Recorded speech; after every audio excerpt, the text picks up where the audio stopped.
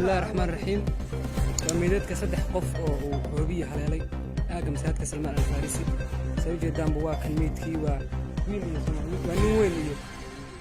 وويل ير iyo gabar iyo nin weyn ilaahay ha u naxariisto qoyskan xaafadan bay joogeen hoobiyaha ayaa haleelay hadda xitaa saa maqlaysan xabadii wali waa dhacaysaa ilaahay ha u naxariisto waa meedadkii hadda ninkan weyn isagoo weesaysanaya waa xabadu haleeshay sidoo kale labadan caruurta ah waxa dhacday iyana hoobiyaha ku dhacay ilaahay ha u naxariisto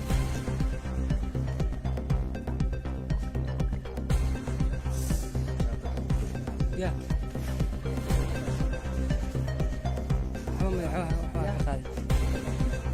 شيخ مساعدك sidoo kale geeriyooday qoysku gurigan bay deganaayeen sidoo kale waxa jira qoyskan gabar kamid oo dhaawacantay ilaahay ha u naxariisto waa arin aad iyo aad murugo u leh waa kan mid kamid ah goobjoogayaasha ayaan la joognaa oo aan bal wax ka weydiin doonaa xaaladda sabab wax u dhaceen waa saartan waxa weeye afar qof baa ku dhintay aaga masaajidka Salman bin Faris haye qof weyn iyo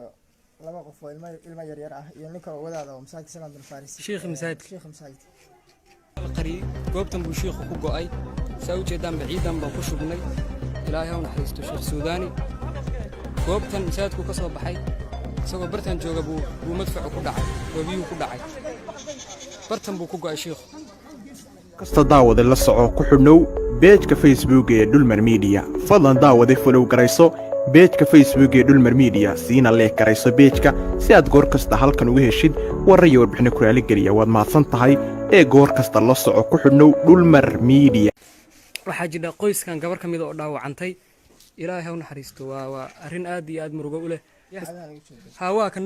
mid kamid ah goobjoogayaasha ayaan la joognaa oo aan bal wax ka weydiin doonaa xaaladda sabab wax u dhaceen waa saartan waxa weeye afar qof baa ku dhintay aaga masaajidka Salman bin Faris haye qof weyn iyo laba qof oo ilma yar yar ah iyo ninka wadaada oo masaajidka Salman bin Faris sheekh masaajid qari goobtan buu sheekhu ku go'ay sawjeedan baciidan baan ku shugnay ilaahay ha u naxariisto sheekh Suudaani goobtan masaajidku ka soo baxay